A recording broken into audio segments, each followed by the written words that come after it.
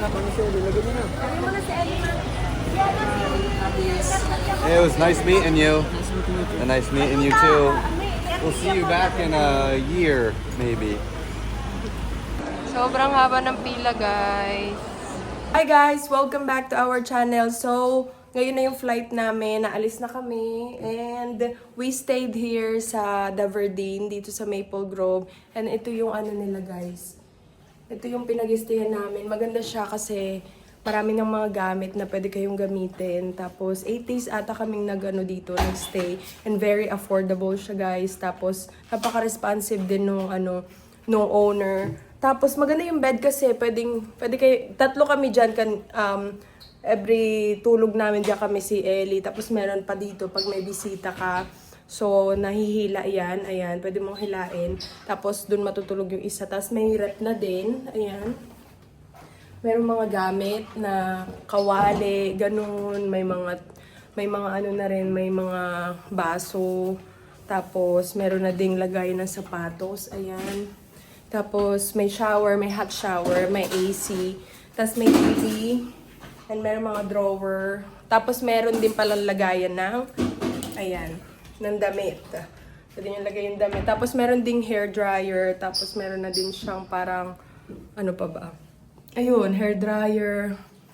So, may towel na rin dito. So, yun, kung gusto niyo magstay dito, kung taga Cavite kayo, naghahanap kayo ng pwedeng pag-stayan, maganda dito guys, try nyo. And very affordable siya kasi di siya yung super mahal, pero reasonable yung price. So, yun, naalis na kami and we'll see you guys later. Uwian na. Oh, wow. Ang daming pulis dito, oh. Oh, Lola, uwi na si Ellie. Ba't may coke kandala? Bakit may coke kandala, ha? Ellie, hi ikaw. Ellie. Hi daw. Puti ni Ellie dyan, no? Bye-bye. Ito yung mga kasama namin. Tara na. Ano oras? Nagihi pa, nagihi. Let's go. Ako na sa unang thread. So, ayan. Diyan kami nagstay, guys, sa Daverdene. Tapos, ayan. Ang ganda ng view dito. Tapos, ang daming mga condo. Yeah.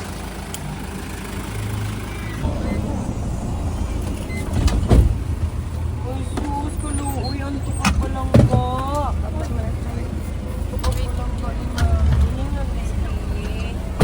Ayun. Ay, bakit nakatulog na siya? Ayun na, oh. Wait lang, hindi ko lang.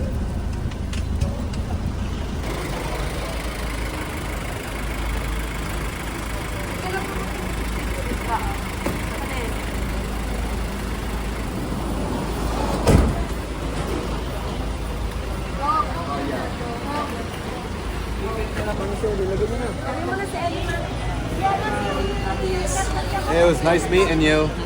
And nice meeting you too. We'll see you back in a year, maybe. Yeah, we'll see. Sige na. Dito na kami. Ingat kayo, Oo. Sobrang haba ng pila, guys. Travis. Si Yep. Ellie. Sobrang haba.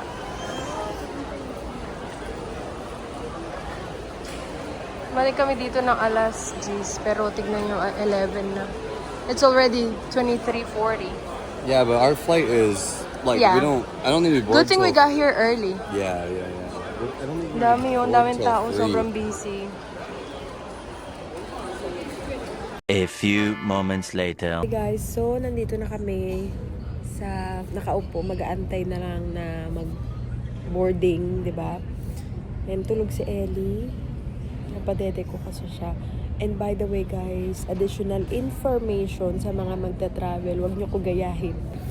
So, sabi ng immigration officer, tinignan niya yung travel ko. Sabi niya, luma pa daw yun. So, kailangan pala, pag depart nyo dito, pag alis nyo dito sa NAIA, kailangan pala meron din kayong gagawing for departure dito. Palabas ng bansa. Yun. Tapos, ang hinanap lang sa akin is yung green card ko. Yun lang yung kinuha niya, yung green card ko, tapos yung passport ko. Tapos, hindi na nga ata chinek yung boarding pass ko eh. So yun, tapos yung A-Travel yung hinanap niya talaga. Tapos wala ako noon. And then sabi niya, so for this time, iano ko na lang muna kasi may bata kang kasama. Pero paglabas mo dito, gawin mo yung ano tawag niyan? Yung e-travel. So ginawa ko kanina, tapos na. So yun, para lang sa mga magta-travel, no? Additional information lang para sa inyo. Huwag niyo pong kalimutan yung ano nyo, tag niyan, i-travel nyo paglabas ng bansa kasi papagawin po kayo nila. And buti na lang talaga kasi hassle pag wala kayo nun. So make sure meron kayo nun, 'di ba? Buti na lang taga-mawait yung immigration officer. So yun, nag-aantay na lang kami guys. Papuntang flight namin from here, Manila to Incheon. Nakasakay na kami guys. Ooh, that's a Pa-Atlanta na nice kami. one. Tignan nyo, binigyan siya na Can you open it? pillow. May pillow ang Ellie. Enjoy your flight. Yes! Open natin ha, open. Oh, Whoa. ganda siya oh. Wow. Okay, sige na. Agdayin ka na ni Mami. Ganda ng laruan ni Ellie. Regalo ng ninang niya. Bless you. Ayun, ang dami niyang pwedeng gawin. Keep her busy. As, ano pa? Yan o, mayroon mga ganito. The weather, shapes. Wow! Is that a rainbow? Rainbow. Okay, put the rainbow back here. And then, turn the page. Mommy's gonna turn the... Oh, no! Oh, you love the rainbow? Okay, turn the page. Oh, my colors. Oh, she really loves this. Oh, that's sunny. Nawiwili siya. Tapos may mga numbers. Mga numbers. Ano, you can eat that. I don't know. Nakain na kami. Yes, Look at her. It's a corn dog. You want a corn dog? Yeah. Okay guys, sa Atlanta na kami. Tapos kailangan tram. Okay, let's go. Sa pinakadulo pa talaga, Ito siya guys. Ready.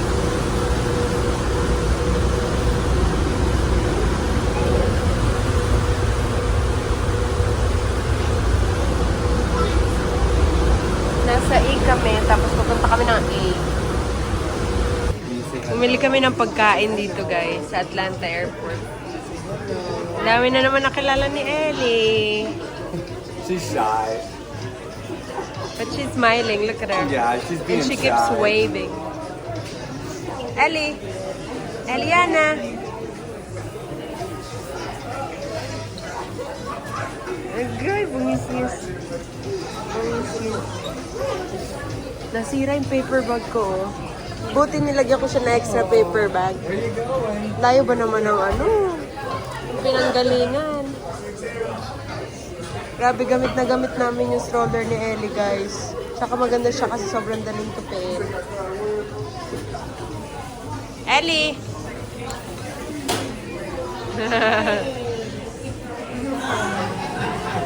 Hi! Hi!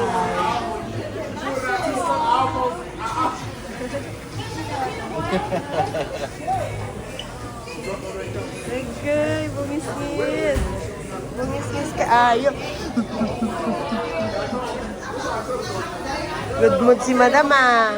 Good girl siya sa plane kanina eh. Hi guys! We're here at Atlanta Airport. And nag-wait kaming kasi meron kaming connecting flight nga. Papunta na ng Norfolk, Virginia. She's laughing. So yun, yung i-update ko kayo guys kung ano yung mga hiningi sa akin sa immigration. So sa Pilipinas, kailangan meron kayong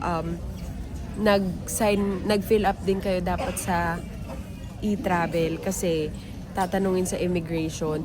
Tapos by the way, yung travel tax kailangan bago kayo mag-check-in, dapat nakaano na kayo doon. Pumunta na kayo sa may travel tax na parang booth, pero hindi kayo magbabayad. May exemption kasi yung mga permanent resident, yung green card. So may isi-send lang sila sa'yo sa email mo. Tapos i-ano mo, screenshot mo para ipapakita mo doon pag nag-check-in ka. So yun lang yung ginawa ko. And then nung nasa immigration na, palabas na, kunyari papasok 'di ba sa Pilipinas patula na immigration. Nung nasa immigration kami sa Pilipinas, hinanap lang yung e-travel ko. Pero hindi hinanap yung parang sa travel tax. Ganun. Tell them how fast our immigration was. Oo, ang bilis ng immigration. As in, sobrang bilis. Tapos pagdating dito, wala silang hinanap sa akin aside from my passport. Parang hindi pa I nga didn't even nila have to show them my passport. They Yeah. just took me and Ellie's picture and it's like, oh, I know who you are. Very fast talaga siya, guys. But nagdala ko ng supporting document just in case na hanapin nila. Pero dito naman pagdating sa may US na immigration, wala talagang hiningi sa akin, guys. Ayun lang. Pero binigay ko sa kanya yung passport tsaka yung green card ko na ID dun sa may sa may officer. Tapos alam mo ba, pagbaba namin, they already know our name. Right, babe? Yeah, everything. How? Because of Because of the the facial recognition. but is that depends on like arrival yung No, it's because do they of- have like a list? Because of what? It's because of me. So me and Ellie, because we're in their system. Yeah. So that's why they could just take our picture and we were like, Oh, he's like, I already know who you are. right. Ang bilis ka mo. And then, he didn't ask me anything. Yun lang talaga. Pinakita ko lang yung green card ko tapos yung taog nito, yung passport. Sobrang bilis ng process. Sobrang smooth talaga, guys. Medyo, ang ano ko lang is ang dami security na pagka, dun lang sa may Korea, tapos dito pala. Dalawa lang pala. So yun, normal lang naman din. Ayun lang yung ayaw ko talaga hassle kasi pag may bata, tatanggalin mo lahat ng gadget mo, ng jacket mo, tapos yun. Pero okay naman, mabilis pa rin naman. So, ayun, so far, yung unang international travel ni Ellie is okay naman. Sobrang, ni Ellie. Sobrang behave niya ngayong pabalik. Nung una, medyo nanibago siya kasi first time niya yung makasakay ng eroplano. Pero okay din naman siya nung una, papunta namin ng Pinas. Natuwa nga yung mga sabi niya, for being first time daw na, ayun nga, makasakay ng eroplano, she did very good daw, ganun. Tapos pagbalik talaga, hindi talaga siya umiyak. Kasi natulog lang siya, tapos nag-play lang siya, kumain, ganun. Tapos nakikipag-usap sa mga pasahero, nakikipag-hi. Ellie, say hi. Ellie. Who is he? Hi. Hi. Namula ng pis niyo. Hi. Say hi. Your tita misses you. Your tita misses you. Say hi, Ellie. Hi. Hi. Namiss na siya ng tita niya. So, and additional, tip, pag sa mga magta-travel na may anak, no? So, kapag magta-travel kayo ng kasama nyo yung baby nyo, yung infant, nyo, maganda talaga may stroller, guys. Kasi, tawag nito, very useful talaga siya. Gamit na gamit namin siya, lalo na kung mahaba ang layover nyo o yung connecting flight nyo. Tapos itong jeep na glide na to, ang bilis niya matupi, tapos sobrang gaan niya. Tapos every time na meron kaming parang connecting flight, chine-check-in lang siya, tapos paglabas mo ng tawag niyan? Paglabas mo ng plane, yun, na nila, ipe-prepare na nila sa labas para kunin mo, tapos magamit mo ulit, 'di ba? Para sa pag-iikot ka sa airport, ganyan. So yun. So what's your tip, babe? Do you have any tips for other people who will first time traveling with their baby or what? Yeah, I would say like bring Like them international, ganun. bring them something that they can play with. Yeah. But it's gonna be hard to keep them Yes, occupied for busy. 15 hours. Yeah. The Jeep stroller was really light and skinny, which is Yes, why we we bought love it. Our this. other strollers were a little bigger Heavy. and heavy. And it's So- hard. It's kind of hard to, So fold it. this one was easy to maneuver. Very easy. It's very light. Yes. And then I would say you really gotta have patience with the little one because they had no She idea. did good coming back here. But going to, yung flight namin, going to Philippines, we Little- did Little you know, rough. have some hard time kasi She did not want to sleep. Yeah, she didn't want to sleep. And then, medyo nagiging umiiyak siya. And it's normal kasi first time nila eh. Hindi naman palagi na, alam mo yun, yung may mga bata na kapag kahit first time nila okay, but there are a lot of kids na kapag first time nila mag-travel and yung long flight pa. So, hindi talaga maiwasan na hindi sila magmuryo. 'Di ba? So, ang ginawa namin, sometimes we stand up ganun para mag-stretch siya, walk around. Tapos, yun, kasi ang hirap talaga ding hindi kasi we didn't use yung man tawag niya yung tablet kay Ellie. Meron siyang yung what is that, the book that my friend gave me. Yeah, we So, played with that a little bit. Yun yung nilalaroan niya, tapos yun. Tapos kumakain lang siya, nag-snack siya, tapos pinapadede ko hanggang sa nakakatulog siya, ganun. So yun, so far, yung experience namin is so far so good. And we don't know when we will go back to Philippines again. But, One more flight. huh? We have one more flight What do you mean? to go home. We have one more We flight. have one more flight to go home to Virginia. So yun guys, yun lang ang vlog natin for today. So bye-bye Philippines muna and hello to US again. See you guys next time. Say bye-bye. Bye.